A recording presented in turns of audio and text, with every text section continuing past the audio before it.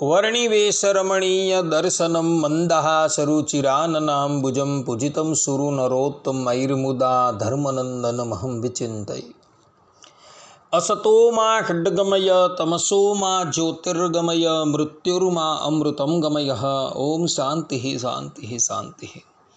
अस्मद्गुरुसमारम्भां नाथयामुनमध्यमां लक्ष्मीवल्लभपर्यन्तां वंदे गुरुपरंपरा। આજની જ્ઞાન સભાની અંદર પધારનારા બધા જ ભગવદ્ ભક્તોને વેદાંતાચાર્ય, પુરાણ ઇતિહાસાચાર્ય, એમએ ફિલોસોફી શાસ્ત્રી રાકેશભાઈના હિતપૂર્વક જય સ્વામિનારાયણ। ભક્તો, આજની આ જ્ઞાન સભાની અંદર આપણે બધા કોના દર્શન કરવા જવું, ત્યારે વાહન પરથી ઉતરીને જવું, આ વિષય પર થોડી વાત શ્રવણ કરશું તો બધા જ શ્રોતાગણો આ પ્રવચન એકાગ્ર મને કરીને શ્રવણ કરે।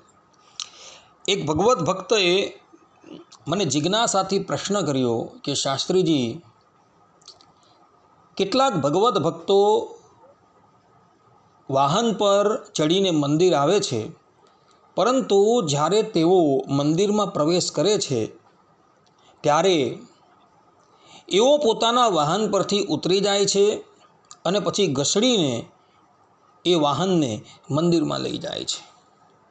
તો એ સંબંધમાં શાસ્ત્રોમાં કોઈક પ્રમાણ ખરું? ત્યારે અમે એમને કહ્યું કે હા, શાસ્ત્રોની અંદર એ બાબતમાં પ્રમાણ જોવા મળે છે।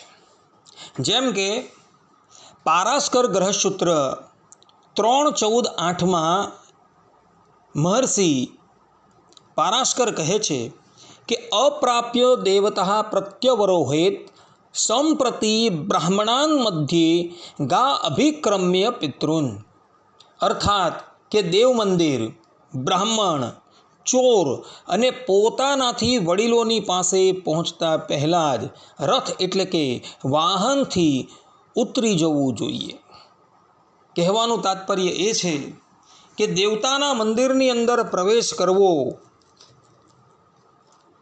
તથા કોઈક બ્રાહ્મણની પાસે જવું તથા કોઈક ચોરની પાસે જવું અને પોતાનાથી ઉંમરમાં, જ્ઞાનમાં જે શ્રેષ્ઠ હોય એવા વડીલોની પાસે જવું, ત્યારે પોતાના વાહન પરથી નીચે ઉતરી જવું અને પછી એની પાસે જવું।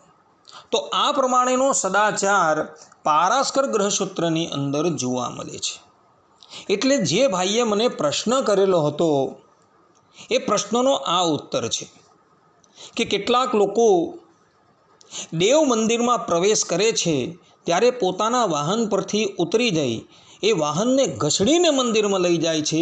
એનું કારણ આ છે કે ભગવાનના મંદિરમાં જ્યારે પ્રવેશ કરવો ત્યારે વાહન પરથી ઉતરી જવું જોઈએ। એટલે જે લોકો દેવ મંદિરમાં પ્રવેશ કરે છે ત્યારે વાહનને ઘસડીને મંદિરમાં લઈ જાય છે, એનું કારણ આ છે કે દેવતાના દર્શન કરવા માટે જવું ત્યારે પોતાના વાહન પરથી નીચે ઉતરી જવું। આ પ્રમાણેનો વિવેક આપણા ઋષિમુનિઓએ નક્કી કરેલો છે। આટલું કહીને હું મારા પ્રવચન અહીં વિરામ આપું છું। સર્વે સંતો નિરામયઃ, સર્વે સુખીનો ભવન્તુ, સર્વે ભદ્રાણિ પશ્યન્તુ, મા કશ્ચિદ દુઃખ ભાગ ભવેત અસ્તુ। જય સ્વામિનારાયણ।